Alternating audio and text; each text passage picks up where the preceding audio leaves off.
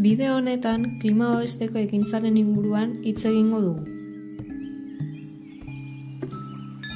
Ekintza honen helburua klima aldaketaren aurkako neurriak hartu behar direla jabetzea da. Aldaketa klimatikoa giza aktibitateak sortu du, eta gure gaur egungo bizimodua eta planetaren etorkizuna mehatxatzen ditu. Honen adibide garbia da herrialde ezberdinetan gertaera meteorologiko larriak geroz eta sarriago gertatzen ari direla.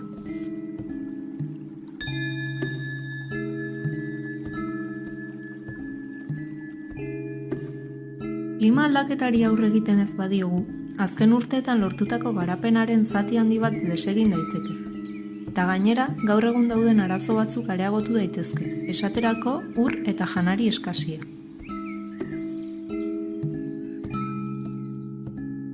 Enpresek ere lagun dezakete, ondorengo pausuak jarraituz adibidez.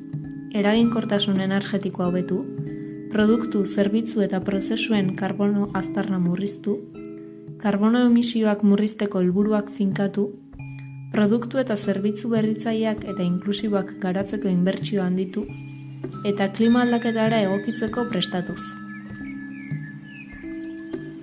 Eta noski, zuk ere egin ezazu zure esku dagoena lurrari laguntzeko.